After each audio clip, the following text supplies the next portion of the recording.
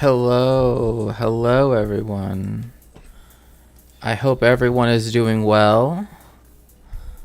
It's nice to once again be here again as my schedule will be. I know I was a little bit late today. I was just busy with some other stuff, mainly, errands that I had to get done prior. But besides that, yes, Monday, Wednesday, Fridays from 1 p.m. to 4 p.m. Pacific time be my typical schedule. Tomorrow, I will be streaming and we will be having a special guest, Boy Meets Minnie, to discuss, among many other things, the situation or the many situations and many topics vis-a-vis, both also, getting to know a bit more for the audience, right? Yes. Yes, very much so. Very much. I'm very hyped for it. To discuss, India, but also, of course, just other things as well. Like I said, India is one of those places that I can't wait to finally get a chance to truly visit, right? Like to truly travel, I should say. Um, there, but first I would want to know, you know, I don't know, at least Hindi at the very least. Even though I know that would only be of use more so in northern India. Still, as someone who, when they were learning ancient languages, right, extinct languages, as it used to be called, how to learn Sanskrit, I'm sure that, with all that stuff, the Hindi belt, yeah, I mean, there are lots of places I want to visit that just happen to be in the parts of India that speak Hindi primarily, but also I want to visit, Bengal, and want to go to the Deccan and everything, just everywhere. I want to go everywhere, right? Like I want to be a traveler, not a tourist, right? Like I'm not going there for the 5-star hotel and I want to go there so that I can actually know the place, right? Actually know the places that I go, I should say. And actually know the people and actually know the culture and be immersed within them as much as I can be, of course. And so with that, that will be for tomorrow. That will be happening at 1. Again, I will be streaming tomorrow at 1. So typically I will be streaming at 1. Just today was like this one off, day. But besides that,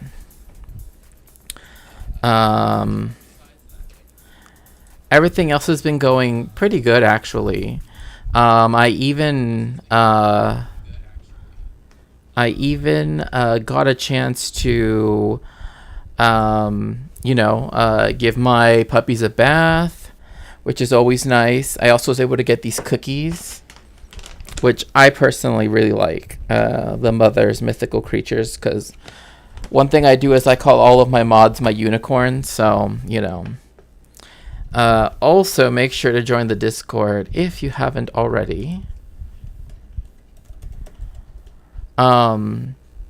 It's called the Rainbow Castle. And as for... That reminds me actually of something. I did also want to... I know what some people are saying, oh, I'm prevaricating, and they just want me to... Talk about the allegations! And I get that, but, I'm just trying to, calm down after, running errands and everything, right? But of course, because otherwise we literally have demons descending on us right now. Otherwise we would have that. So, I don't want that. I don't want demons descending on us right now. So, anyway, one of the things that we're going to be talking about today, I am going to have to really keep my hand on the pause key, right? Because it's it's one of those, sensitive subjects, right? But it's one of those, even though it's a sensitive subject. So, content warning in the terms of, what it talks about horrible things that the United States did to Mexican people. Hello, Nomuni. Hello. It's so good to see you. But we're going to be talking about how the United States treatment of Mexicans, right, particularly in the 1930s, actually gave inspiration to, Nazi Germany, essentially. That's kind of the quickest way I can sort of get that out. And we're going to start talking about Carmelita Torres, or Carmelita Torres, I should say. And again, this is something that is, I'm going to keep my you know, be ready to transition if anything, you know, gets a little bit too much, because I don't remember just off the top of my head what exactly it shows. And I know obviously I don't want to show anything that's a bit too far, but I do want to be, you know, I want to show people, you know, the historical reality, right, of the fact that you know, the United States not only so like if they would have gone through like El Paso, Texas, there is a very good chance that they went through this. I mean, there are so many things that were done, like because of, you know, not wanting to, you know, like one thing, and this is why, again, Mexicanes, Chicanes, right? Why we should always make sure that we should always have solidarity with, right, with our black brothers and sisters and siblings, is because like our oppression has always been linked, right? Since the conquest of what, you know, or the theft of the northern part of Mexico, but also because of the fact that, you know, and again, the people that were brought into work from Mexico, you know, some of them were children, right? They didn't know what they were being, you know, trucked over to Mississippi for, right? To do, you know, to do the labor that they did not want to pay African American people to do, right? Because they wanted them to be destitute. They wanted to find reasons to re-enslave them using the jail system, right? But they still had to do, you know, the plantation work, right? So that is why we must always remember these historical aspects and always make sure to have solidarity across, you know, all of our communities, etc. So again, like I said, we're going to be talking about Carmelita Torres. And it's titled, like, literally, they would call them, like, it was a U.S. border policy, right? So again, as we know, the United States border policy, like the border as we know it, really didn't exist until the Chinese Exclusion Act. Until that act really took place, and until you really like up until 1924, there really wasn't anything along the lines of, I mean, there really wasn't anything, you know, any concept of like an illegal immigrant, right? And there really isn't, even in U.S. law. A person that Elise, who we've spoken to on stream before, said, like, even under U.S. federal law, there's no such thing as an illegal immigrant. Like, that's just a rhetorical thing. So anyway, Carmelita Torres is from a few newspaper accounts in 1917. They called her an auburn-haired Amazon, just 17 years old. She led angry women in anti-American rioting and shut down.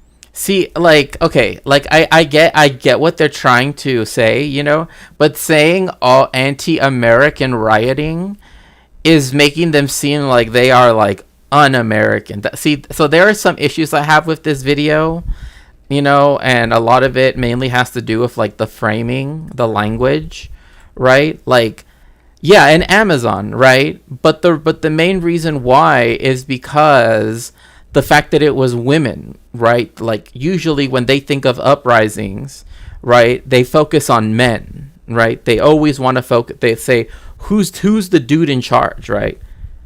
Right, especially coming from a culture, right, that the United States, well, one perceives as one single monolith, right? One monolithic culture, right?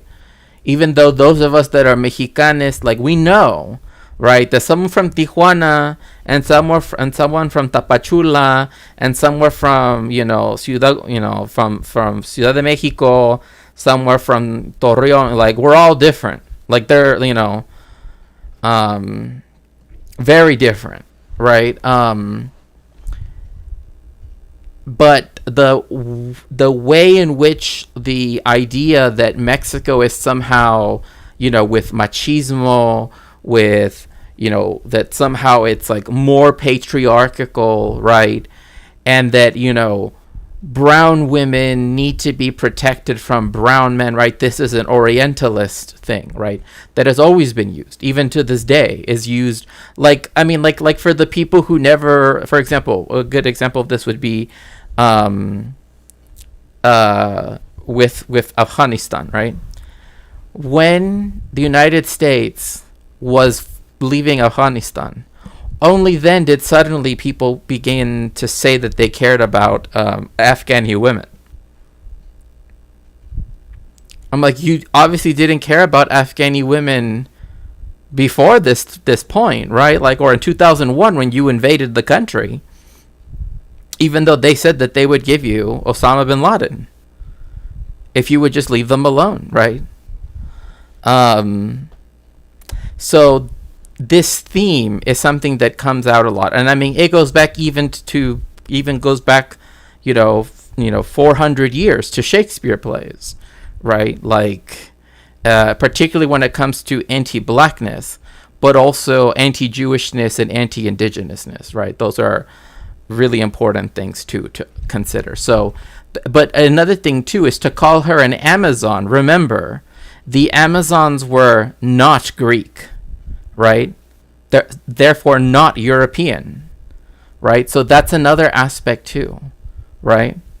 By calling her an Amazon, they are saying that she is not like us, right?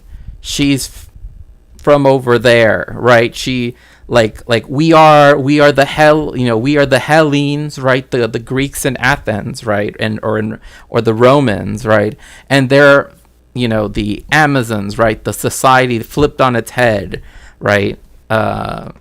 So down the US-Mexico border. But hidden within her story is something much bigger than a single riot.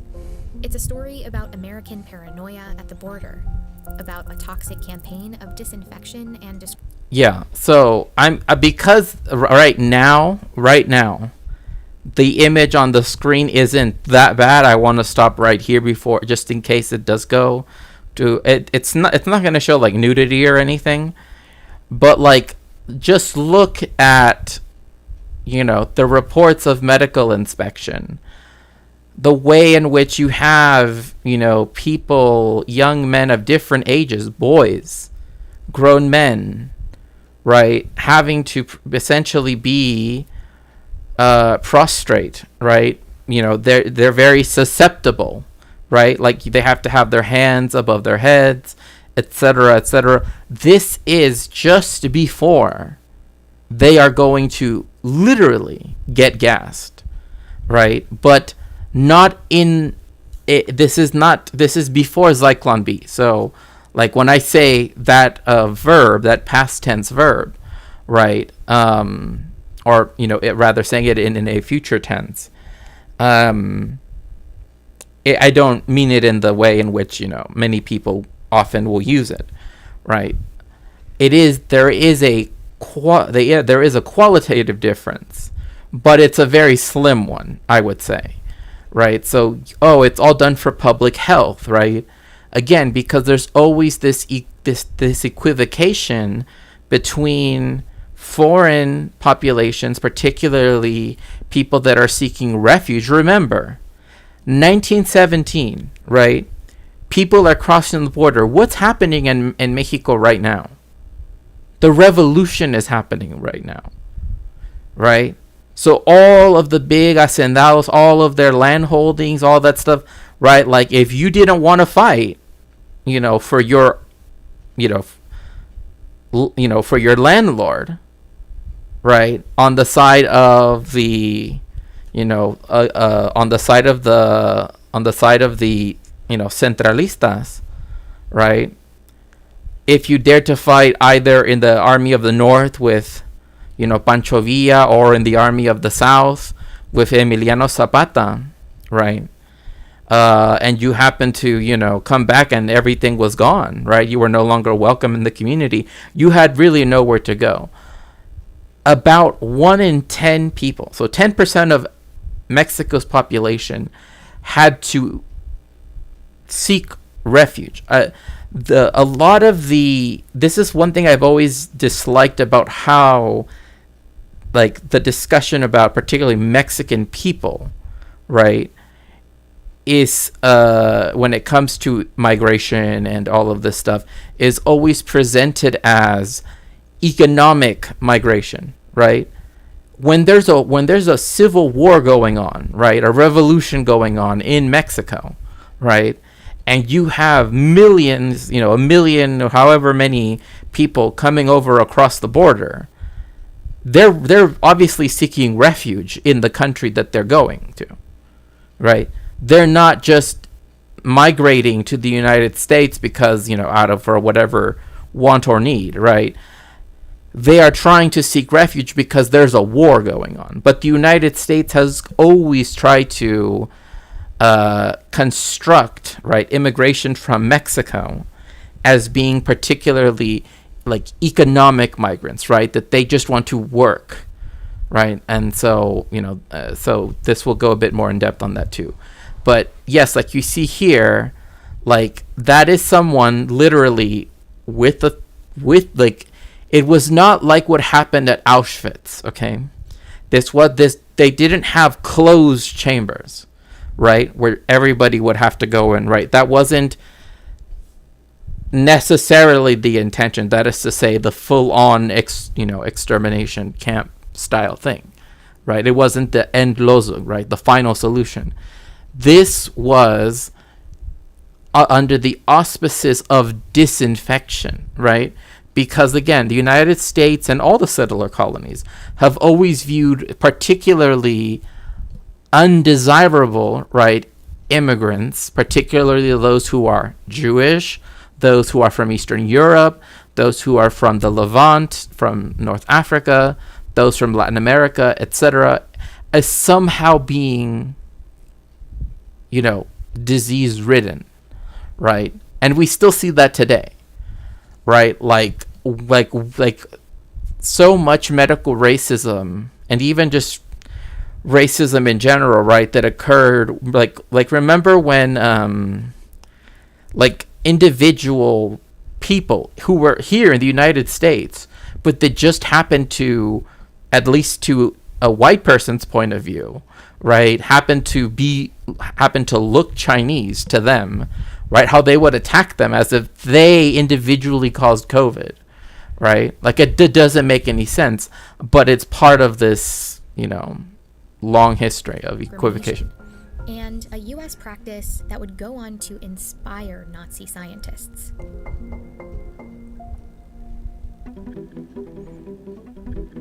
So, again, this is what's important to keep in mind. The United States started under the premise of for health reasons, right? It already began to do this, right? To literally gas people, right? It wasn't there to necessarily exterminate them, right? Although I'm sure that there were people whom, that did pass because of it, right? Whether accidentally or not, I that's on a case-by-case basis. But the official policy was, right, we have to sanitize the people coming over the border because they might have lice, because they might have who knows what. So, the United States is doing this even back in 1970, even during the First World War. And then these ideas are already being propagated across Europe, right?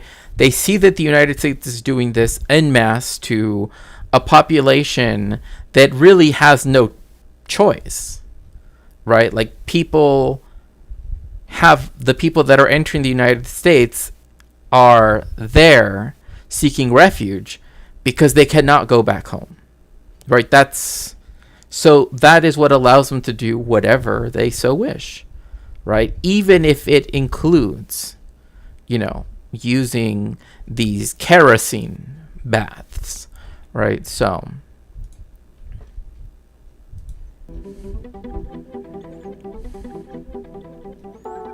At the border between El Paso, Texas and Ciudad Juarez, Mexico, thousands of people cross back and forth for work and school every day. I didn't live in Ciudad Juarez, but even when I lived in Tijuana, which is, by the way, the San Isidro border crossing is the most crossed overland boundary in the world. And I had to cross it every single day at one point in my life, right? Because if you could get a job in the United States, right? Because say like your parents spoke English, right? And they could get a job in the United States, then it would mean that, during the day, right, you're maybe, in the cities just on the other side of the border, right, during the early parts of the day, and then by the evening you're back in Mexico, right? Like and the weekend is spent in Mexico and holidays are spent in Mexico, but the work, right, like you're still being exploited in the United States. My dad crossed at San Isidro in the I always think of it in this way. At one point, I don't know if you've ever seen the movie I Was Born in East LA, but like my mom remembers when they paid people like they got, because it was right around when back in, I mean, this is back in the day, this is an older movie, but it's kind of famous, it's kind of like well known, right? I Was Born in East LA. That people remember when they were filming that movie and they have the end scene, which, I mean, it's not really like this isn't a spoiler because it's kind of plays into a racist trope, more like it at the towards the end, but it's they paid people we'll give you $10 or whatever if you run down el Cerro Colorado, right, as if you were gonna cross the border in a quote unquote way, right, in a very specific way. And so growing up with that, knowing that oh yeah, when it was Hollywood people, they would go up there and say, hey, we will pay you to go run, and they will be like, hell yeah, sure, it's $10, especially back then, now it's a little bit different. Now it's $10 doesn't go as far as it used to, but They line up in Juarez and often wait for hours to get through the U.S. checkpoint. When I had to go through this, I had to wait 4 hours. It was between 3 and 4 a lot of the time, but at some point, because so many people, I mean, a lot of people that work in San Diego, for example, or in the southern suburbs of San Diego, Chula Vista, National City, those places, a lot of them, if they don't have family that lives in those places specifically, a lot of people have family in that part of San Diego in the United States, but then a lot of them, they have to go back every night anyway to go live in, because they're still Mexicano, right? They still have to go back to live. So, and again, the border, this border system, really all it does is put unnecessary burden on the people that do cross it. Most of the people that cross the border, I mean, by far, the way how they try to make, but the United States, by rhetorically, and also I guess in a way legally, quote unquote, making the idea of crossing the border, right, be considered criminal, right, which doesn't make any sense. But by definition, boundaries are between nations. They are meant to be crossed. That's why they exist. You know what I mean? Like, that's what they're there for. But anyway, and they're really a question of property, which a map that they had in this video like 2 minutes ago really details that. Like, the reason why the United States has always been very, very adamant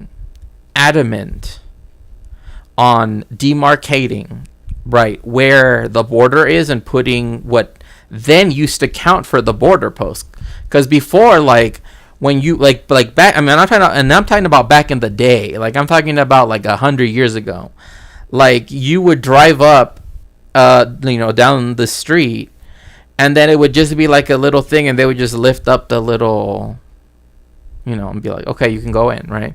They would just ask you, like, where are you going to? Oh, I'm gonna go to blah blah blah. Okay, Hello, Moenot. But the border didn't always look like this. Crossing this border used to be free and unrestricted. People would come and go without a passport. Exactly. And not only that, and this is just at the border crossing. Everybody, like the whole thing of people having to go out away from cities, right? And cross, up in the mountains, in the deserts, all of that stuff. That's literally done because of the fact that the United States decided to make it as difficult as possible for people who just want to visit, who just want to work, who just want to that's what made that, right? Like, the United States, and even to this day, has made it worse and worse and worse, and made it more and more and more dangerous. Because before, almost everybody, right, came through what they would call the urban route, which is they would go to a border crossing, right, the official border crossing, right, get a whatever stamp on their passport or whatever it is, right, go inside, or when it was unrestricted, just go and as they pleased, which under like capitalism, right, is actually more ideal, right? Like, it's actually more of a capitalist thing to have that, right? Because if you have free movement of people and free movement of, then you have free movement of capital, right? And then you also could possibly have free movement of labor, et cetera, right? But having the border restrictions as they are, the only thing we have is the free movement of capital, right? But but that's done because then people who are undocumented can be hyper exploited, right, within the United States, etc.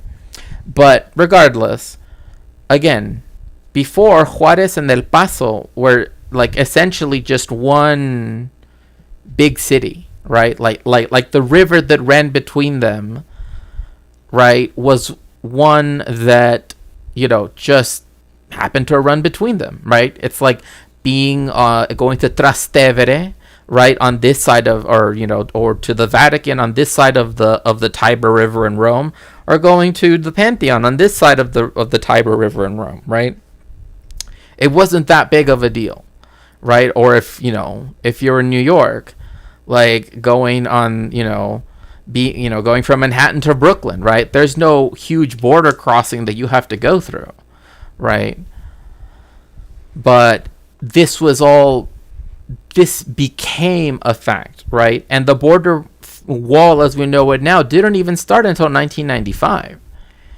And it's ever since then, especially after, the whole like war on drugs that was perpetrated in Mexico.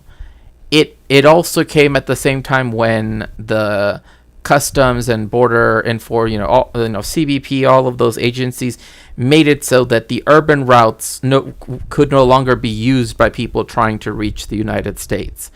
And there's actually a book. It's really good. It's by Luis Alberto Urrea. And it's called The Devil's Highway. And he, in fact, Luis Alberto Urrea, he's also a Tijuanero, right? He's from Tijuana too, just like me. And he actually wrote this book talking about the most dangerous border crossing in the world, essentially, right? Because essentially it's this terrain that the border patrol, that customs and border, Homeland Security, but all those things have worked to push people so far away from cities, so then that way their exploitation, right? Because of course there have been, and this is another problem with people who are undocumented and come to the United States, is that they are less likely to go to the police, right, if they are, abused, right, or assaulted in various ways, etc., right? And so again, Urrea tracks people going through what is called the Devil's Highway, which is the most, by far, because essentially in winter it's super, super cold. In summer it's super, super hot. There's no water, right? And there are groups of people, there's an organization that works out of El Centro here in California. And I think it's called No Mas Muertes, CA, because I think they have one for each state. But I think they might have actually started in Texas, but I'm not too sure. But essentially it's that they try to put bottles of fresh water, right, along places where they know people who are crossing the border will go.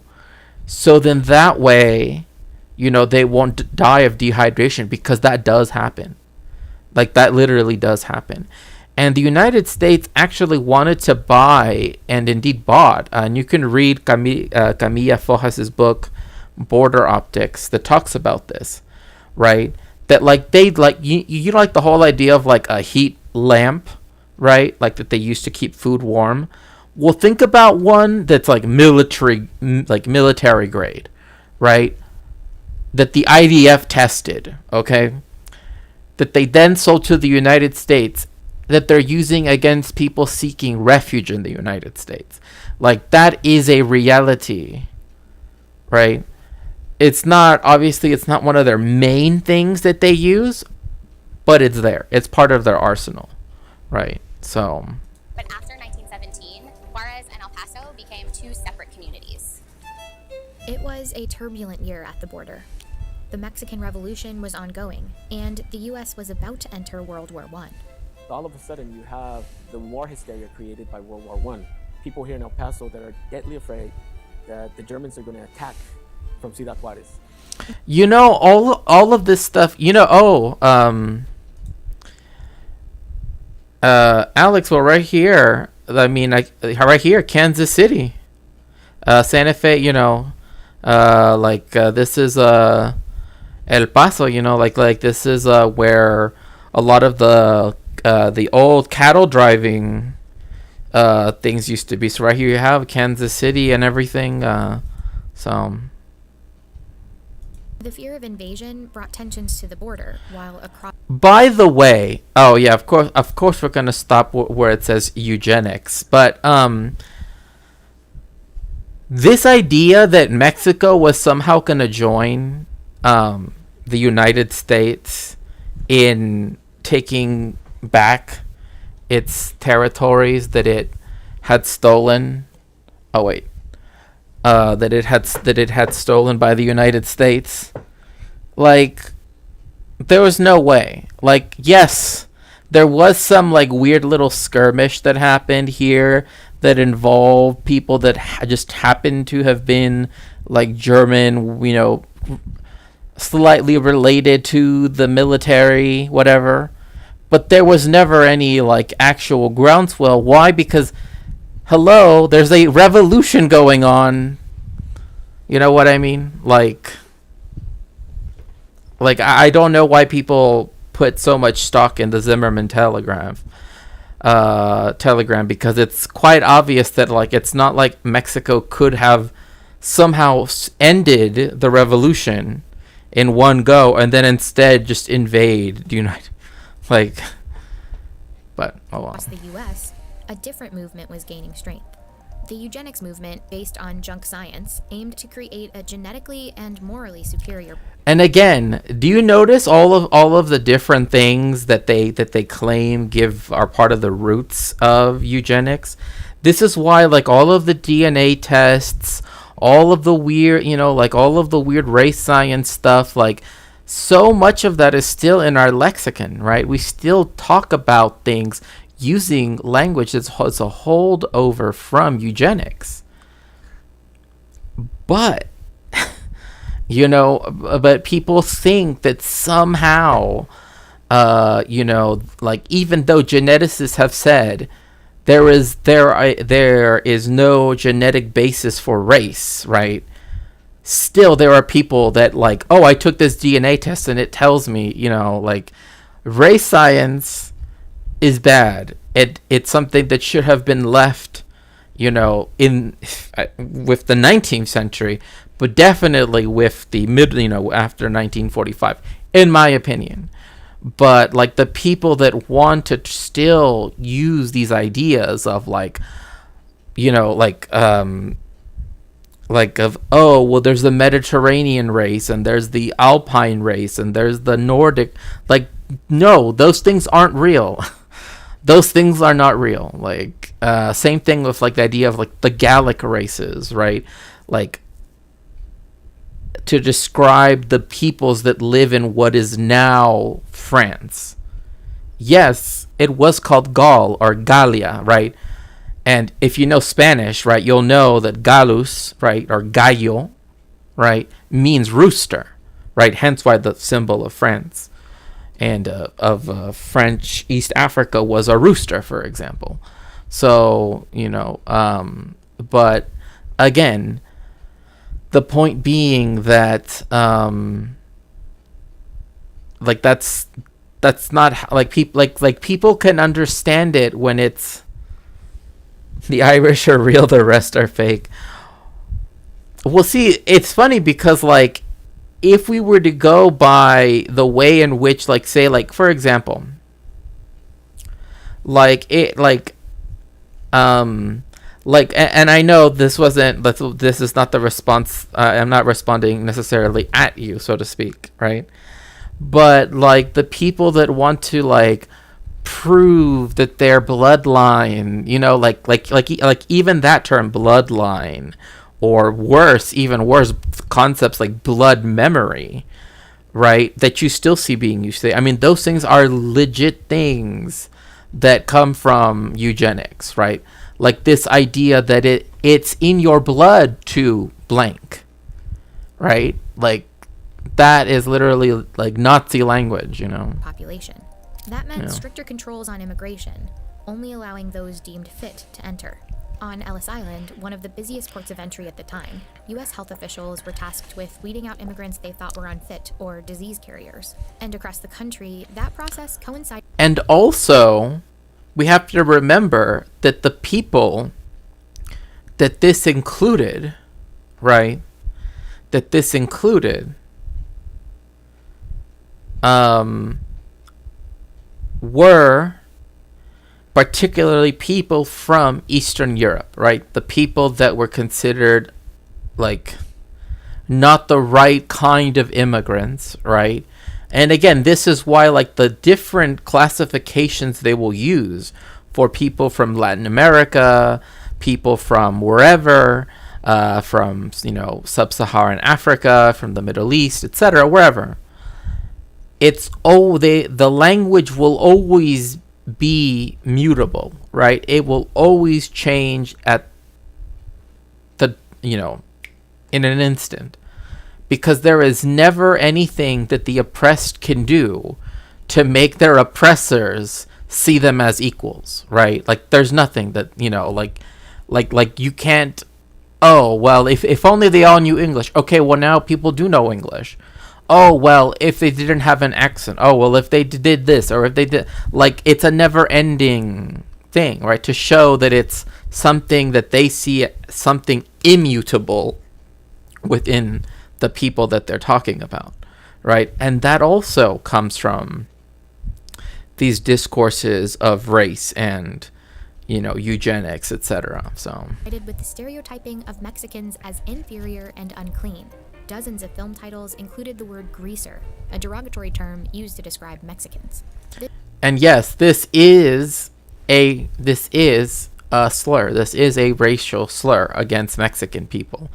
That is why, like, there are people who will say, well, I'm using it in reference to no, just it's you shouldn't use it as a word, right? There are other terms that they use to describe Mexicans that just should not be let's see here. That's what I learned in the anti-Semitism book. If the oppressed aren't hyper-capitalists, then they're dangerous communists. If they're not a danger to society, then they're a burden, helpless group. Right. You know, like in Deborah's book, right? Like, it doesn't matter what. The oppressors will always find a reason to say why they will never accept you. Right? And this is the problem with, like, liberals, right, and their view, right, that, oh, well, we could, you know, go, you know, if we were to reach across the aisle, right, we could find these parameters of acceptability, right, that would, you know, then make, you know, certain classes of immigrants, so to speak, right, palatable towards them. And that's not how that works.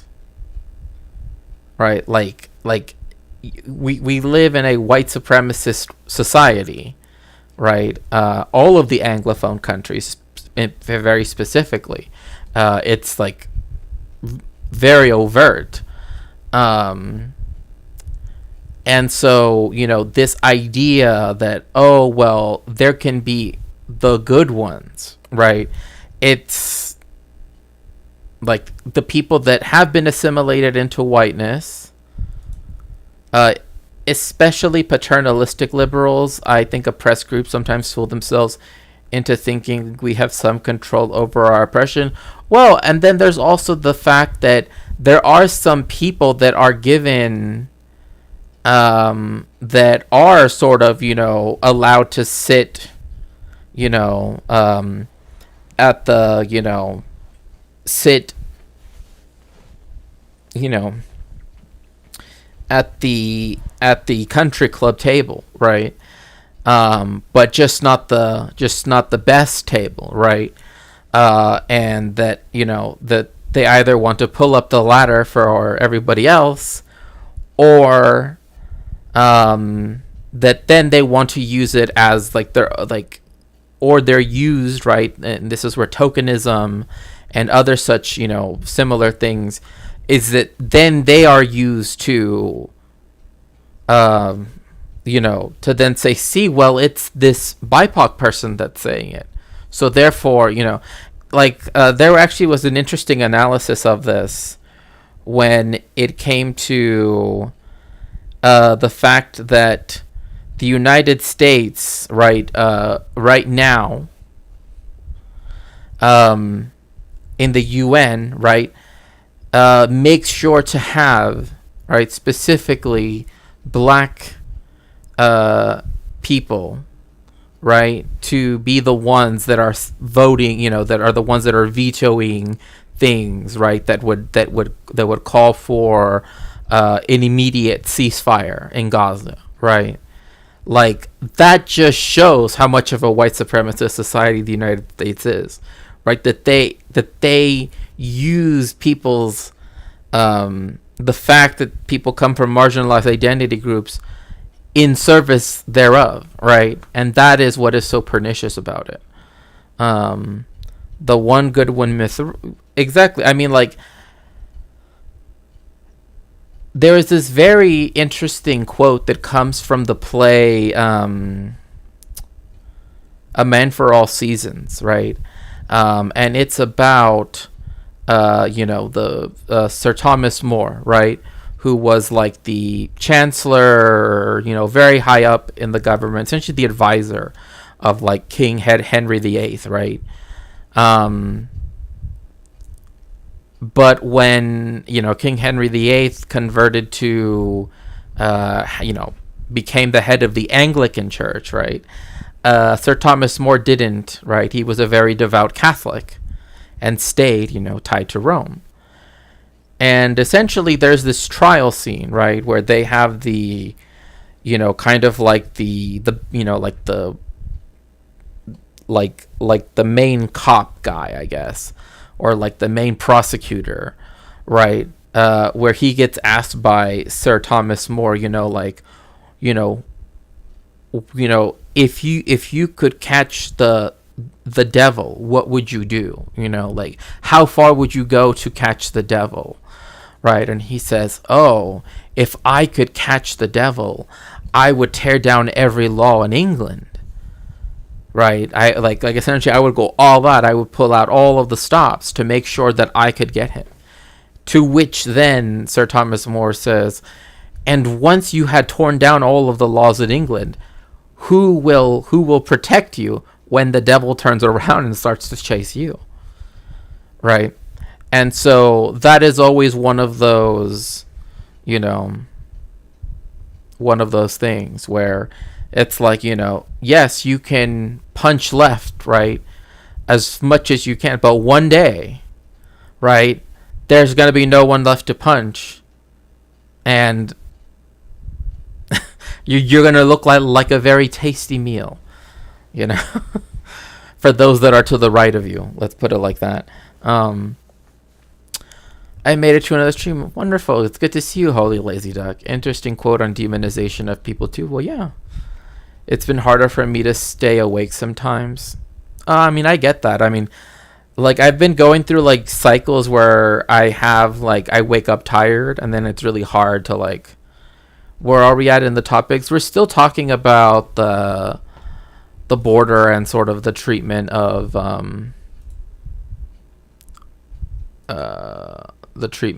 Mexicans.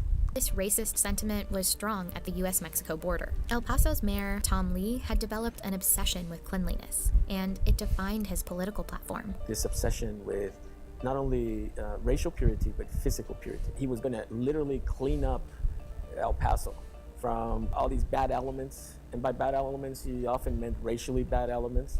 One of Mayor Lee's biggest fears was a disease called typhus, spread by lice. So, under the pretense of sanitary betterment work, he helped. So, again, like, look at what? So, again, this is another thing, right? Like, when people say that they are law and order candidates, right? What does that always mean? It means the over-policing of BIPOC neighborhoods. It doesn't mean, right, that, we want to enact justice, right? Because that actually has nothing to do with law and order, right? It always means, right, the even hyper-militarization of the police, right? Cracking down on any form of dissent, right? Particularly the most peaceful kinds of dissent, I would add. And also, right, using the idea of, right, law and order to therefore hyper police, over arrest, or just arrest in general, right, BIPOC communities, right? So, oh yeah, this topic, all right, I'll listen and learn. I think an interesting case is assimilation into whiteness. I think sometimes it does actually work to push others down if the other is people that society exploits rather than tries to get rid of. I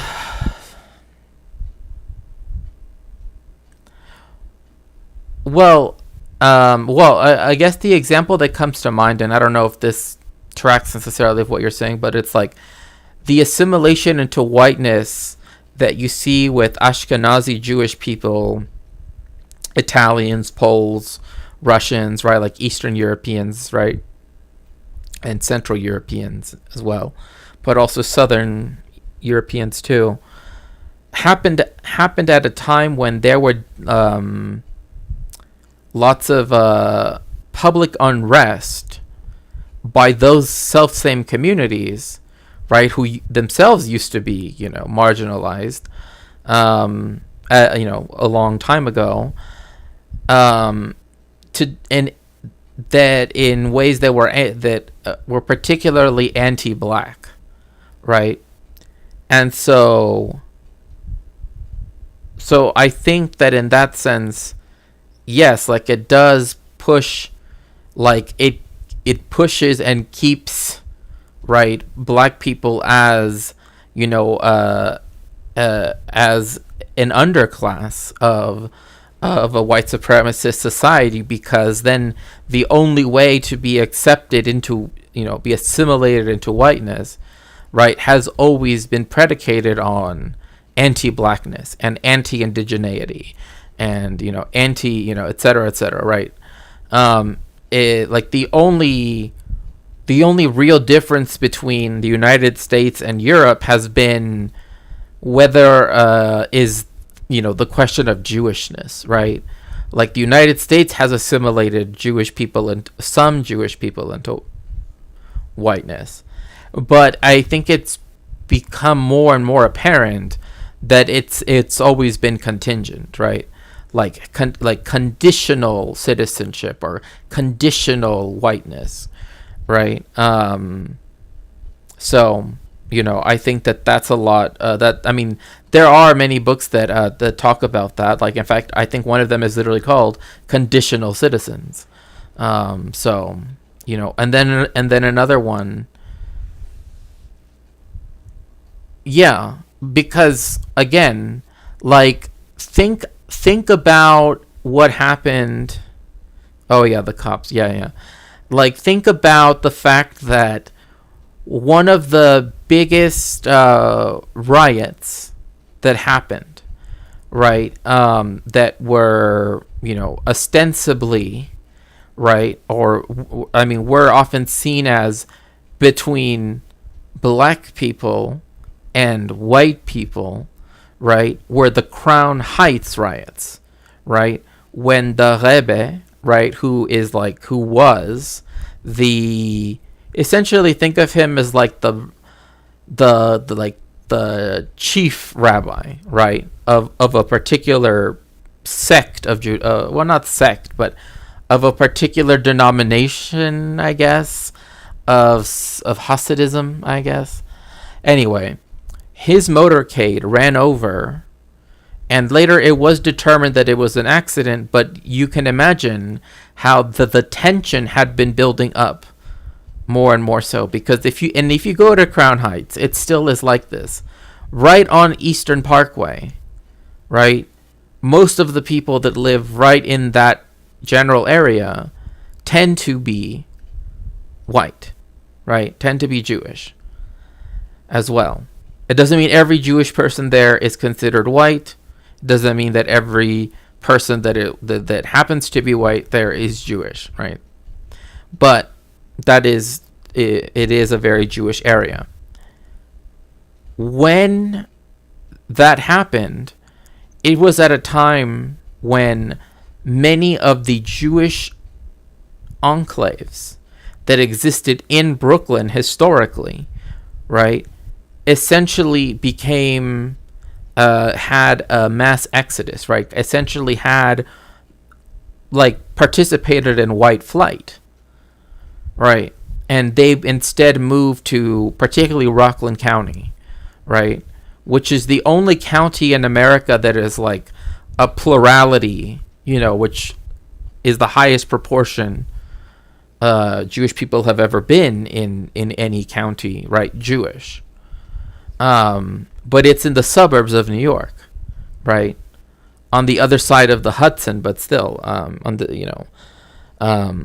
so you began to have Jewish people participating in white flight, right, in the suburbanization of, right, the American middle classes, et cetera, And it was at this same time, right, that then people's landlords were white Jewish people, right? So they would leave the neighborhoods, but they would be still the landlords, right? Or business owners, etc. Right? So the people that would employ, right, the people of color that were now moving into those neighborhoods. Crown Heights was one of the few Jewish neighborhoods that did not, right? The Rebbe did not decide to move out into the suburbs. He said, we were brought here. This is where we were meant to be.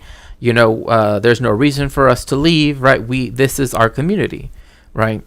But at that time, racial tensions had been growing for quite some time, especially in the aftermath of the 60s, because of the fact that it's around that time that you begin to see the assimilation into whiteness of Ashkenazi Jewish people, right? Their suburbanization happening, right? The movement of Jewish people into places like the Five Towns, into Piscataway, into other areas in the tri-state area, Rockland County, etc. And also the admission, right, of larger and ever larger numbers of Jewish people into universities, right? So starting to become part of, of academia, of, sort of more establishment, quote unquote positions, right? I just saw Clara Daly being a badass. Oh, nice. And so, but one of the things that was predicated on was the fact that that black people and BIPOC in general, right, were the ones that then had to live, right, with landlords that lived, in their nice suburban homes, right? And so what happened when Crown Heights, as I said, tensions had been rising. 1992, you have the LA riots, right? Big deal. With what happened with Rodney King. The policemen were white. Rodney King was black. Then the cops got a change of venue, took it up to, I think it was it Tarzana? I can't remember right now where exactly they changed venue to essentially a place where everyone would be white, and none of them got charged. They all got their charges dismissed essentially. Then the riots happened, right? In New York, there was also tension building, right, in the 90s. This is why the people that have this idea that the 90s were this perfect era of that's suburban white people, right? Like that shows that you're a suburban white person, because those were the only places where there was, quote unquote, like this prelapsarian atmosphere, right? But if you lived anywhere like in LA or in New York, that wasn't the case, right? So they had the Crown Heights riots, that were, someone even as, a person with a mixed legacy, he's still with us, but like the Reverend Al Sharpton, right? Also, sort of added more fuel to the fire as well too, at the time, right?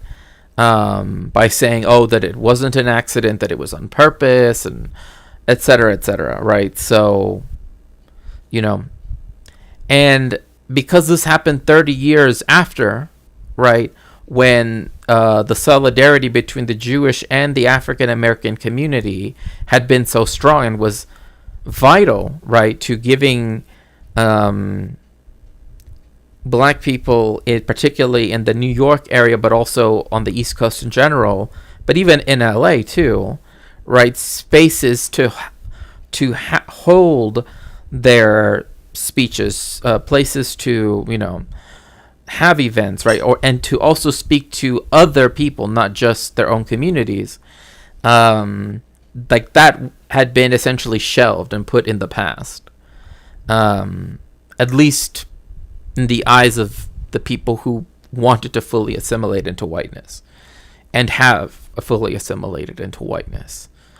But anyway, I was thinking specifically the British Isles coming together under whiteness to colonize Australia, but whiteness in Australia is different. Euro descent Mediterranean people are very conditionally white, and in some, right, and that is, well, I mean, it's like in the United States, it's like I know people that are white that are Mexican, but because they're Mexican, right, as if somehow that was a race, right, they are not considered white in the United States, right?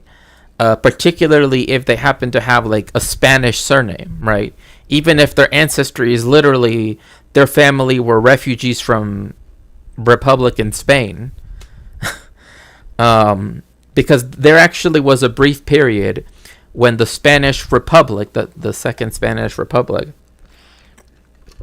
I believe, is what it was called.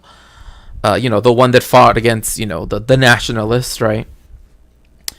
At first, it had its like embassy in exile, right? Its government in exile in Paris, right after 36. But once France had been, taken over by the Nazis, then it moved its government over to Mexico for a while until the war was over, until 1946.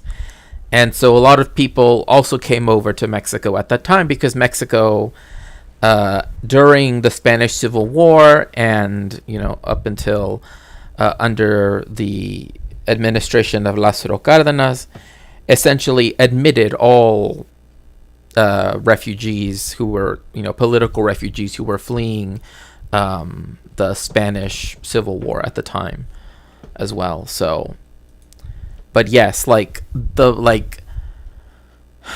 it comes to certain groups like Russians or, Bulgarians or Romanians or even people who, Armenian or Georgians or, what I mean?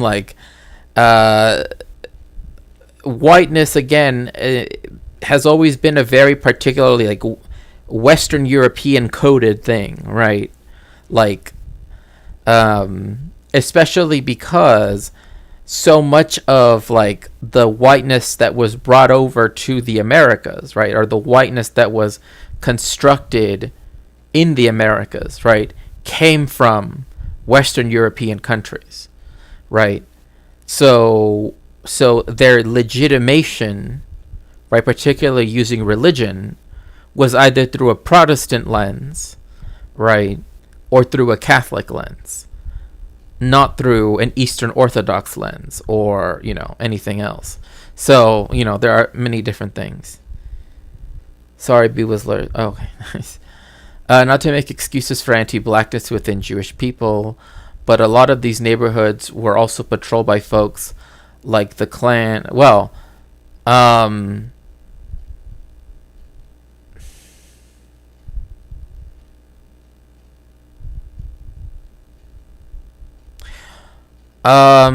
well, I don't know so much about New York.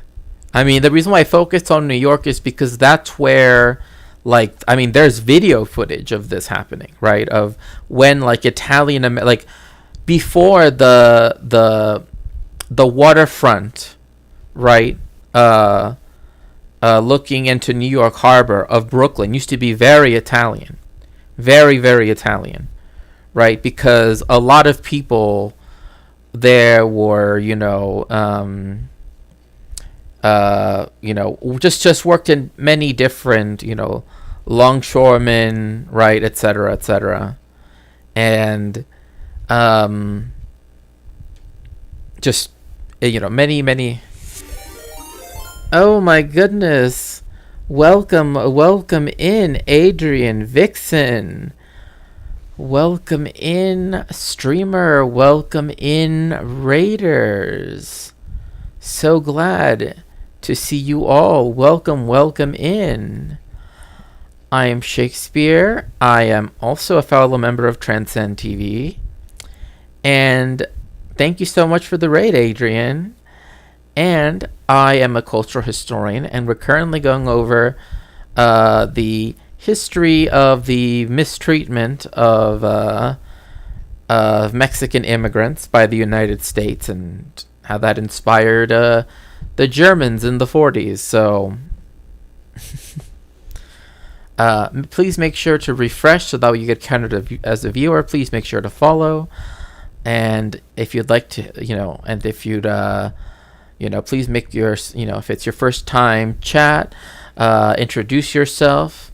Would be glad to. Hello, Dead and Joker. It's so nice to see you. Welcome, welcome in. Welcome, welcome in. The late raider has arrived.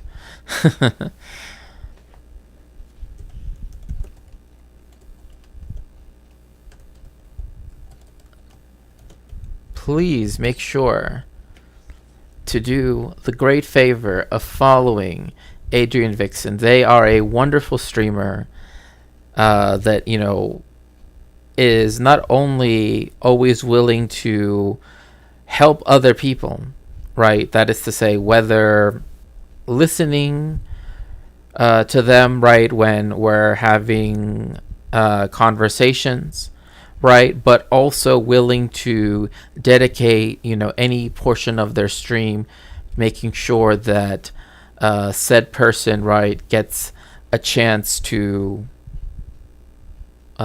share in some of the attention that a streamer has, if should they need mutual aid, etc. And I think that's something I find very endearing and very something that speaks immensely on Adrian. So please make sure to follow Adrian. Sometimes I forget these weren't purely sociological studies. Back then they thought they were doing cold, hard biological studies, even for faux races like Mexican. Well, like, this is another thing too, that to some extent, like, they did understand, right, that some people understood, right, that Mexicans, right, or the idea of Mexicans, right, could on the whole meant people who were of mixed race. But, and I don't want to necessarily use the word, right, because it's, obviously a slur, right, but there was a term used, right, that they were a blank race, right, particularly one that spoke to the fact that they were mixed, right. And this is actually why in New Mexico, right, the people in northern New Mexico worked very hard for decades to essentially construct themselves as being Spanish Americans, right? They described themselves as Hispanos, right? And they did this to, again, differentiate themselves from the mixed race Mexican people in southern New Mexico. So that was a big thing. And like I said, like, the way in which they actually kind of did this kind of doesn't, it, like, now thinking about it, well, yeah, people, I mean, that category of identity still exists, right? Because, I mean, all identity is constructed. But like the foundational, ideas were all based on this idea of, 19th century race science. But it didn't even matter on one hand, because even though they said, oh, we aren't Mexicans, right? We're Spaniards, right? In New Mexico, right? The descendants of conquistadors and the like. The United States. Hello, FLFNF. Hello, Powerful Finger. Welcome in. Welcome in. They they said that, oh, well, in our blood, right? And again, in fact, there's actually a book, and yes, Free Palestine. Let me see here. Is it just free? No, or is it? Or is it Palestine? There we go. For Free Palestine, from the river to the sea, Palestine will be free within our lifetimes. Very soon, far sooner than we can even imagine.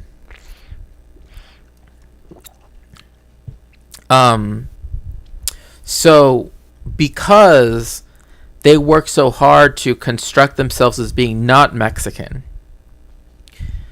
instead being hispanos, abajo el muro de segregación, Palestina libre sin ocupación. Exactly.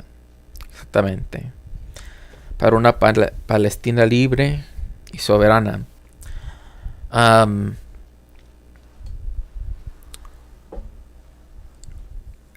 What ended up happening, however, is that even though, they kind of were able to identify themselves that way, the Anglo-Americans, right, did not see them that way. And so they did not actually allow. So, let's see, is it this side or is it here? Let me transition over. So, initially, Arizona and New Mexico were one territory. They were the New Mexico territory, right? California was made a state essentially after they had stolen it from Mexico, right? And then during the Civil War, they let Nevada enter the Union as a free state by literally, and I kid you not, they literally telegraphed their constitution to Washington, D.C. to be approved, right? During the Civil War, however, the southern part of this here was technically part of the Confederacy, and there was a pro-slavery revolt called the Bear Flag Revolt, which is actually where the California flag comes from. Like people get mad at the, people having the, the Confederacy war flag, states in the South, but California's official flag is literally for a pro-slavers revolt, a pro-slavery revolt. So that's why I've never been a big because like lots of people here from California love to wear their California Republic hat or whatever, but that's the origin of that flag. It's literally the Slavers Rebellion flag, not the Slave Rebellion, the Slavers Rebellion. So anyway, initially this was the New Mexico territory, right? Then the Civil War happened, and the southern half, right, became part of the Confederacy, right? And in fact, the most western battles of the Civil War happened in the Yuma, on the California side, just over here on the Colorado River, of the Civil War. I know most people think Civil War and they think like right here, but the farthest west ones were out here. Anyway, then after the war, it became a question of when were they going to let this become a state, because then they let Utah become a state, and then they let, because they already had let Texas become a state, so they decided to divide them in two. Because Arizona, right, had a whole bunch of Anglo-American white immigration to the central part of Arizona, which is not deserty. Up here, it's up in the mountains, so it actually snows. It actually has a more temperate climate, right? The Mexican part of Arizona is down here in the south, right? And in fact, if you go to Tucson, this used everything south of the Gila River up until 1853 was still Mexico. So then they purchased this for $10 million. And Tucson is a city that goes back like hundreds. In fact, the oldest European building in what is now the United States is near Tucson, and it is a Catholic church. It's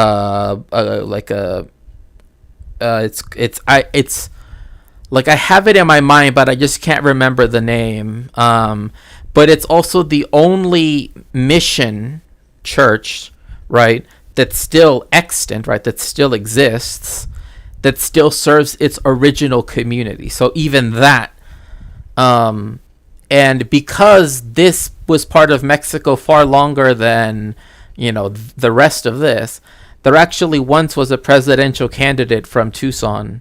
So, Mexico could have had an Arizonan candidate, I guess, for president. Or it did have an Arizona. I mean, you know what I mean. But the reason why they let Arizona become a state first, before New Mexico, was because they had a majority Anglo-white population, right? Most of the Mexican people lived down here. Most of the indigenous people lived, and they weren't considered citizens at the time anyway.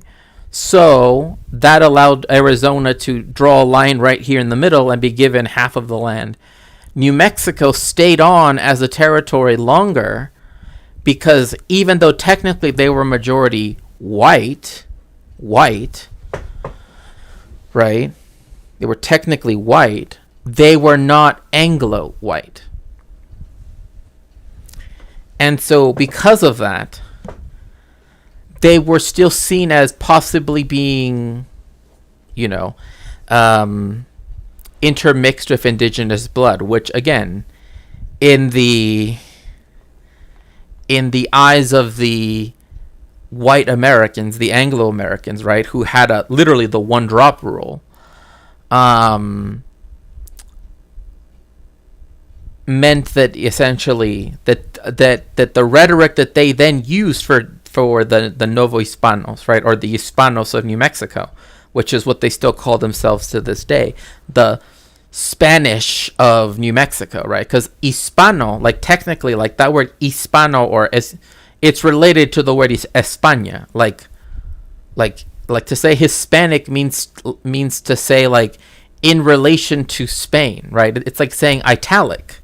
Like, I know italics, we think of it like, when the letters are like this, but that's because in Italy they would write in using italics, right? Like when they would write in Latin cursive. But that's that's its technical meaning, right? It's denotative meaning. Like that's why there are lots of people in Mexico and in all of Latin America that aren't Hispanic, right? Anyway, it's a mission church. I just don't remember its name. It's quite big. It was literally finished being built in 1776.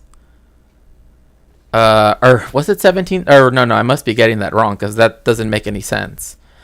1719, something like that. I forget what it is, but it's like the oldest. I forget what it is. Anyway, Google says San Miguel. Well, that must be it then. Because I can't remember which saint it's dedicated to. The beaver is outside my window again. Is that a euphemism?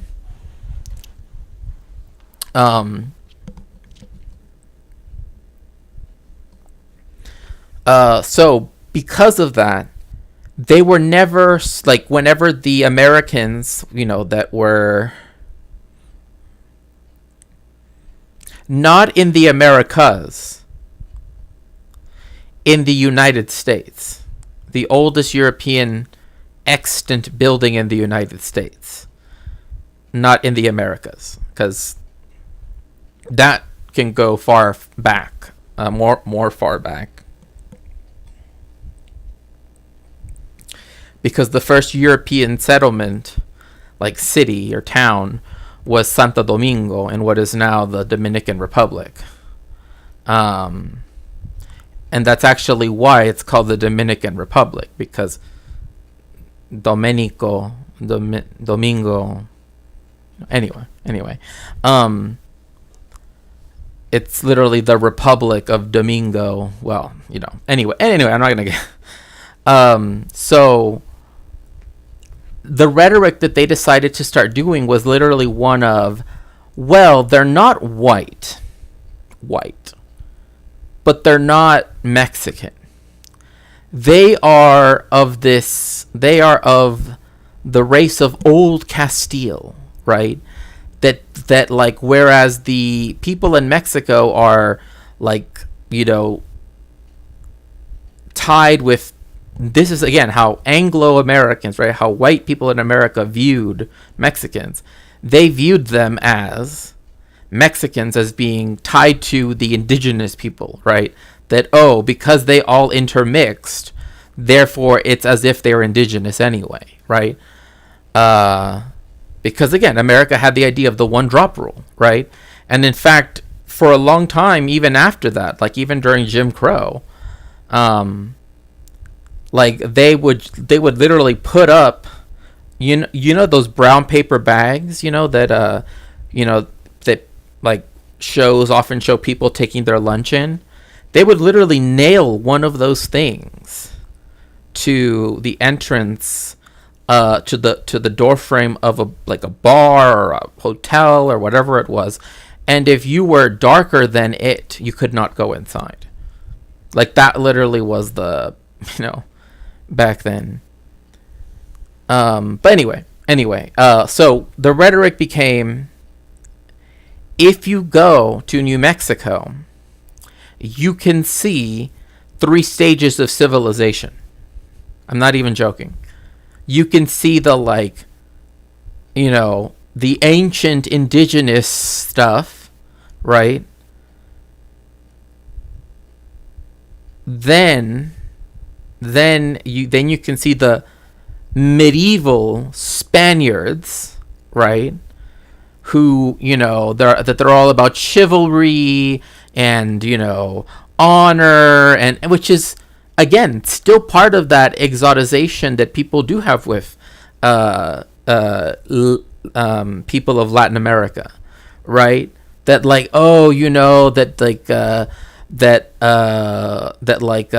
I mean, it's kind of like growing up, like white people would say about Mexican, particularly Mexican, like when I was like in high school, right?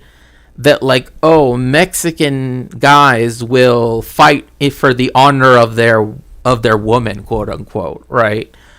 And like white dudes won't do that, right? Quote unquote, right? Have you heard of medieval times? It takes place in medieval Spain.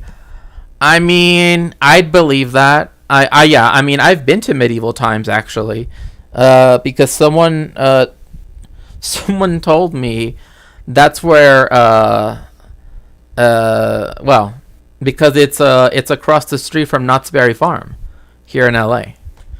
So if you know, you know. Anyway, maybe we should do like, if this channel ever, if we could ever get it off the ground and really have it be, actually be, if I don't know, I don't even know what that would entail.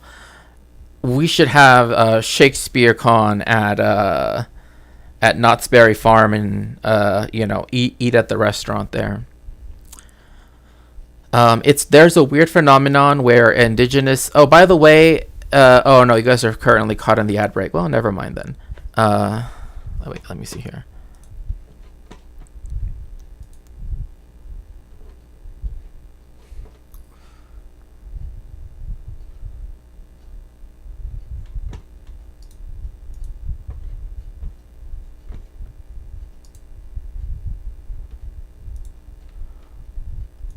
Okay.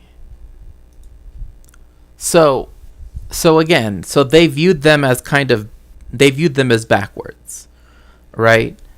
And so then it didn't matter that technically Hispanos made up, right, or Spanish Americans, or whatever you want to call them, right, made up the majority, right, made up a majority of the people in New Mexico, they weren't the right kind of white people.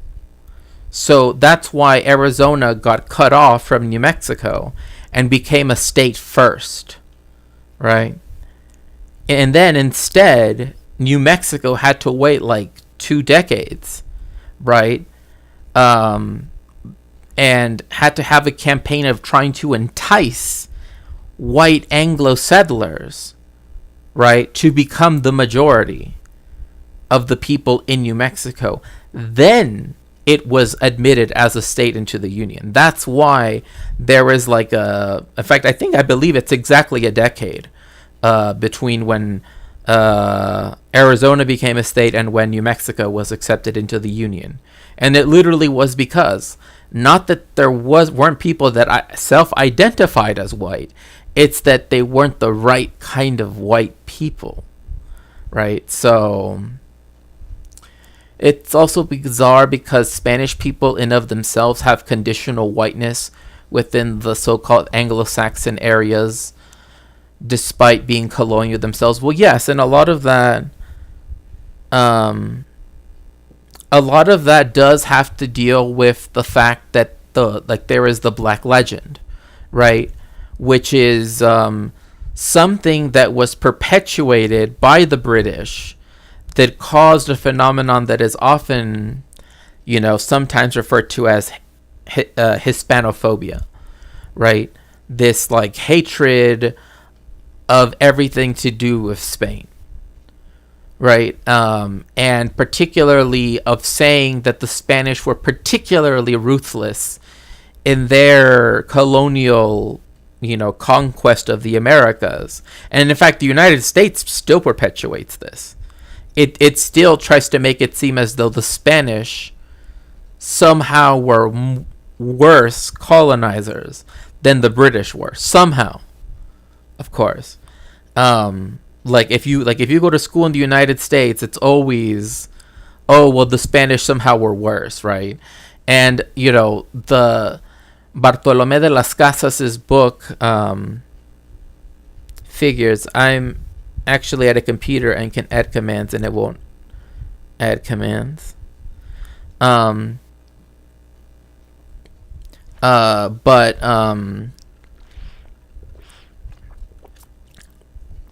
also we have to remember, right, since this is talking about eugenics, right, is that the leading theorist of eugenics in the world, right, in terms of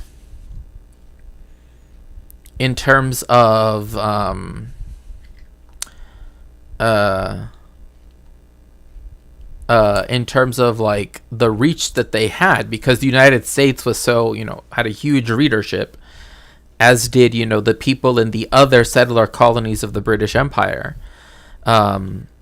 were the Anglo, like Herbert Spencer, right, who literally said, what if he's actually the person that coined the phrase survival of the fittest. He's the one that coined that phrase, not Darwin. He took Darwinian principles and applied them to human races and said this is why the race he happened to be in, right, happened to be the one that was the best one in his view, right? That it had happened because of, Darwinian reasons, right? And the issue is that the responses that happened from people, say, in Latin America, like Jose Vasconcelos in Mexico, they still took the a priori belief in like the racial divisions as they existed, right? Even according to the Anglos, right? They took those races as being, real from the get-go. And that was, you can see why that's a problem. Excuse me. Um, let's see here. Yeah, I know that is wild. The American flag is literally the yeah. I mean, it still is that way, right? It's like Nick Fuentes is obviously white. You know what I mean? But people act like, oh, people don't realize that he's actually like like not white. Like, no, he's white. I mean, he just is. Like, there are people that are white that are Mexican. Like the fact that his family happens to have some link to Mexico, right, doesn't mean anything. You know, like I like, but it goes to show how much the 19th century idea of race has not gone away at all, right? Like, people still somehow think that everybody south of the Sahara is one race somehow, even though it makes no sense. You know, like, it just there's a weird phenomenon where indigenous Southern Americans are considered non-white, but white people love studying their ancient cultures and traditions in a way that they don't for their... Oh, yeah. I mean, it's the same thing with, like, there are a lot of people, like, white people, that they love to go to Mexico, right? So not in South America, but, like, they will go to, like, research, or to go, I shouldn't say research, because that almost makes them sound like they're academics. But they'll go and, like, research, right? They'll go and, like, go to the National Museum of Anthropology, and they will even go to some of the indigenous communities in the foothills, just outside of Mexico City. And, they want to take pictures of everybody in their traditional dress, right? They want to record them saying things in their traditional language, right? And yeah, it's a very extractive thing. And it's become even more so the case when, like, the Travel Channel, right? Like, all of those... when all of those shows, right? They kind of ran out of material, so to speak. Traveling to, like, Europe, I guess, and around the United States and Canada. So they decided to, like, to instead go to places like Mexico, particularly like Yucatan, right? Where there has always been a marked difference of people, right? When it comes to, when it comes to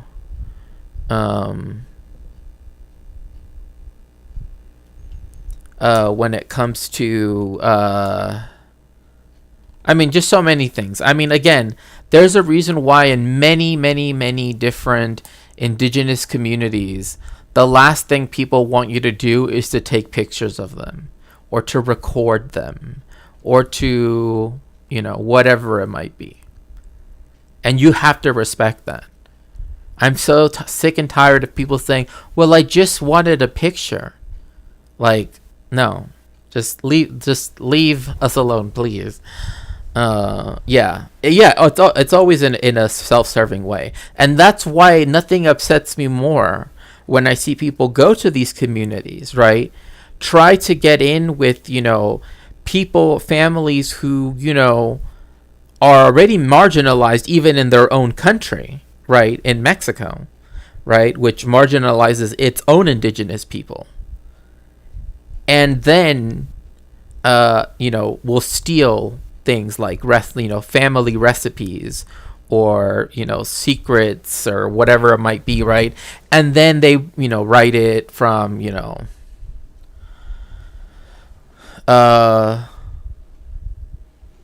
I sent that before you. A lot of anti-immigration rhetoric in the UK is against people from Spain.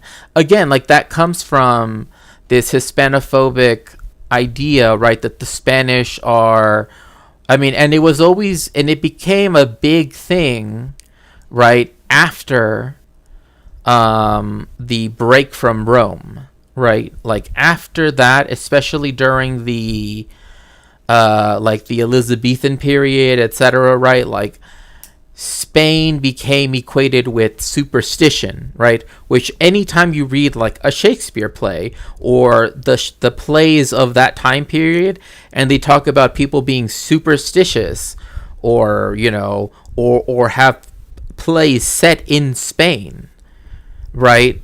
It almost every time, and even up until the 18th century, the phrase superstition usually just meant Catholic. Like, I'm not even joking. Like, that's how ingrained that was. It's the Spider-Man meme pointing at each other, a colonizer. I mean, you're not wrong, Alex. You're not wrong. God, people say that in New Zealand too, when teaching about Maori colonization, they say that Australian and American colonizers weren't as bad as New Zealand was, as if it wasn't all Britain. Well, I mean, I already talked about that book before, right? That book, Why Nations Fail, that I literally read like the introduction to it or the first chapter of it. And I kid you not, it literally is like the reason why Mexico is poor and is a failed country, and why the United States is rich and is not one, is because Mexico got colonized by Spain and the United States got colonized by the British. Like, I'm not even joking. That's literally like what it argues. And the weird thing is that it literally, like the setting where it tries to argue this is in a city, right, that was not part of the was never colonized by England in the first place. Right? It was in the territories that were colonized by the Spanish and did not fall into U.S. control until 1848. So, you know, anyway. By the way, I don't feel too bad either. Once I was talking about Spanish involvement in slavery, and one of my cousins from Mexico was like, but the British did worse. Like, yeah, it's just such a weird thing. I mean, like, more African slaves arrived, were brought to Mexico and Peru than were ever brought to the United States, right? The difference has only been, right, is that, you know, Mexico abolished slavery, right? Well, in principle in 1810, but constitutionally in 1829. So, you know, big difference. But, you know, because its second president was black. I mean, Vicente Guerrero, after whom the state where La Costa Chica, that has a majority population of Afro-Mexicans, you know, that is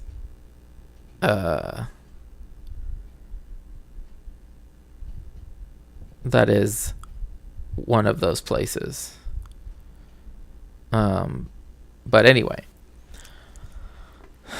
Africa, I mean, you would be surprised how many people do think that somehow there is some common thread that links every country in Africa together, right? I mean, again, I'm not surprised, but it still upsets me every time I meet people that, you know, I mean, like for example, Veracruz, Mexico, right? Veracruz, Campeche, right? Like all of these port cities on the Atlantic side of the, right? They were known for being slave ports. I mean, that's how many people made their money. One of the main differences was where they imported slaves from, which was Angola, right? Because that was a Portuguese colony, right? So, but anyway, that's neither here nor there, you know. Yeah, I mean, you can read letters from Diego Portales just to find the war in the Peruvian Bolivian Confederation, because the two countries combined would have too much white population, which would destabilize the region and put bordering states in danger. I mean, you know, no. This happened to me as a kid, and I hate those channels on YouTube. Oh yeah, I hate that. I hate that. Uncooked, untouched tribe. Oh, I hate the people that, like, because like there have been, you know, movements for a variety of reasons, right? A variety of reasons to try to photograph, right? To recognize, right? To find, right, the uncontacted tribes, right, of the world, particularly the ones that still remain, because the ones that were uncontacted in North America, which, you know, I mean all the landmass down to Panama, right? The last ones that existed were sort of in the Guatemala-Mexico border area, and they were, you know, contacted back in the early 20th century. And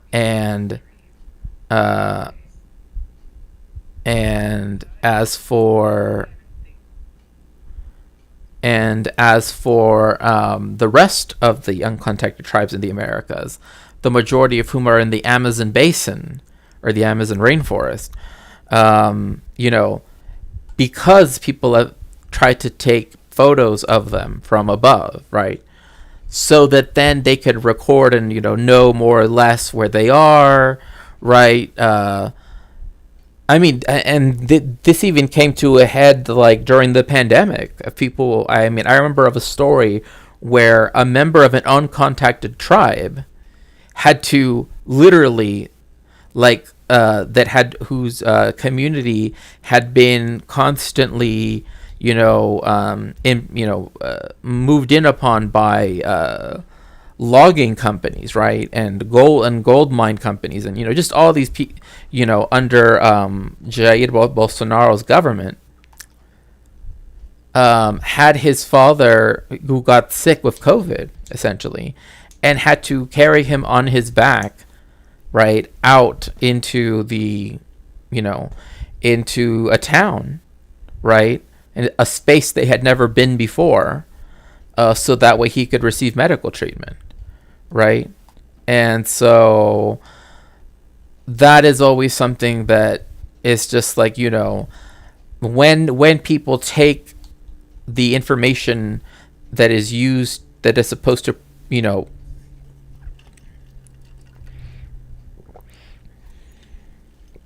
protect uncontacted tribes, right, and let them decide whether or not they want to, leave the areas that should be rightfully theirs, right? As in, those territories should not be infringed. I don't care by whom, by Lula, by Bolsonaro. I don't really care.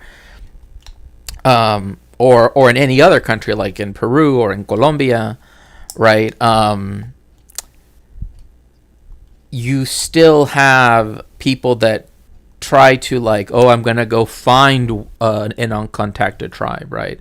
And that is such a horrific thing. They have no idea how to make connection or do genuine cultural exchange. Yeah, because so much of whiteness is extractiveness, right? It's extractiveness, right? Because that is why one of the central aspects of why a lot of people get, people get mad, white people get mad when they are not given, free reign in your culture, right? Is because like that phrase, like, you're not invited to the barbecue, or as I would say, you're not invited to the carne asada. Like, they view it as, I have every right to be there, right? Because I have every right to go there and consume, right, and partake, right? They don't see it as a communal space. They don't see it as a part of, of intergenerational gathering, or intercommunal gathering, etc., right? They don't see it that way, right? They see it in the way how they would see, just a restaurant. I mean, in some ways. I know white people who go to Brazil to do the ayahuasca ceremony, then dip. It creeps me out. I remember once there were these like people that came up to me because they didn't know what it was called, the ayahuasca, and I just was like, I don't know. I don't know what you're talking about. I just decided not to even talk about it because immediately I could tell that they were the type of people that could literally fly to, rural Colombia, right? They could fly to Colombia or fly to wherever, right? And have that, so. I mean, New Zealand wasn't as bad as America, Australia. Oh, yeah, I'll never get why Nations Fail is so popular. But I just don't. I don't know. Like, it's like the fact that literally it was a question of like, oh, hey, if Mexico had been, if essentially the whole world had been colonized by the British, then we would everywhere would be just like the United States, like super prosperous and all about justice, and just like, what are you talking about? Like, what are you talking about? My friend went to Africa, in quotes. Every time she went somewhere, she'd say India, Thailand, Dominican Republic, France, but Africa this time. I don't even bother to ask where. People who say they went to Africa mean South Africa. I'll never forget, there was this this was at an institution, like a college that's actually in Central California. And this person like essentially said like, I would only go to South Africa or blah blah blah, some like northern African countries essentially. But the way how they said it, it was clear that they meant it because like, yeah, I think people know how this person meant it. I don't even need to say why. In the Pacific, they do that when they're not even uncontested. They just say it because it's isolated, being an island. It's like calling us, oh yeah. No, I mean, like, that's the thing, right? Is like, they treat you like an anthropological subject, right? Like, I mean, how did you learn English? How did you, right? It's like these like, it's like this line of, it's like this line of questioning, as if somehow it's like impossible for, someone that's BIPOC to, I don't know, speak English, know how to read. I don't know, like, but people take photos and research, our history, and yeah, that is. I know for First Nations people in Australia, some of them believe spirits carry on within photos and it's best to leave things in the past. I wonder if any of these uncontacted tribes have the same beliefs and that they choose to ignore. Well, a lot of the these pictures are not taken like, oh, like they're sat down and people take pictures of them. They go, this is the reason why it's like, I understand their argument insofar as I can understand it. I'm not saying that I'm, would be first in line to go out and defend it. They will fly over specific areas of the Amazon rainforest, for example, and will, or maybe now they probably do it with drones, who knows, but they try to like capture pictures of people. Like it's not willful, if that makes sense, right? Like they're doing it surreptitiously, I guess, in a way. Right? It's like I guess in the sense that they don't realize that they're being taken pictures of, right? And because they're uncontacted, they don't know that there is such a thing as photography, right?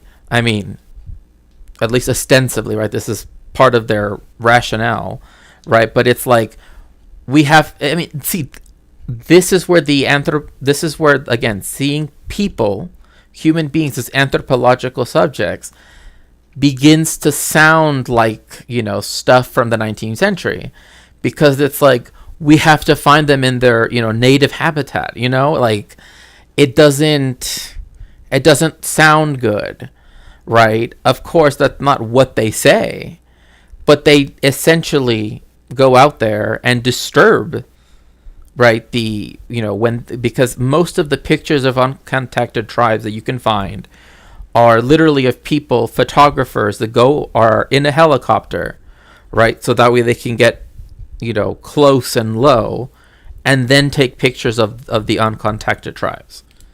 That's what they do. So that is, and they say, well, because we're not like showing up, right, to them and possibly, bringing diseases they might not be immune to, blah, blah, blah, blah, blah, blah, that they see that as more ethical than, them flying a helicopter above and snapping, pictures of people when they don't know what, that's happening. At least we just say you're not invited. You're not invited. We experience violence and isolation. Well, yeah, exactly. Like it's like I tell people like I would never invite like a Zionist over to a carne asada or to my house in general. Like ever. I said that since I started, like, even before I started streaming, but ever since, like, that's been one of my things I've always said. Like they're not going to come here. They're not going to be here. They are not invited to the carne asada ever. Like, I don't know why, like, no. That's why for me it's always been a thing of like, come as you are, right? Come as you are, for the people that are invited to the carne asada, right? Because I know that we all have our own distinctive ways of showing interest, of how we comport ourselves in particular situations.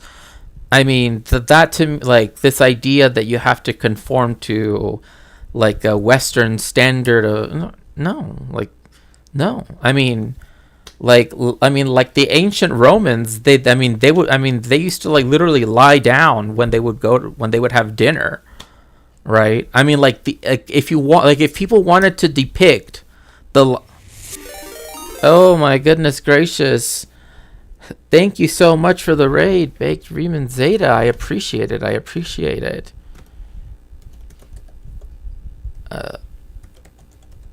Welcome, streamer. Welcome, raiders. Please make sure to follow. I have a very wonderful friend of the show, Baked Riemann Zeta. She's a very wonderful person and definitely deserves all of the support. Now,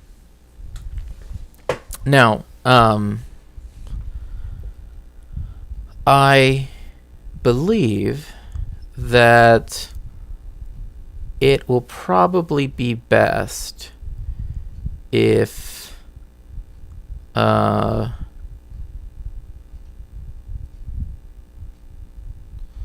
let's see here. Okay, let's see here.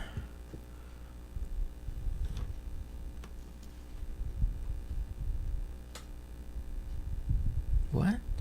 Sorry, I just looking at something really quick.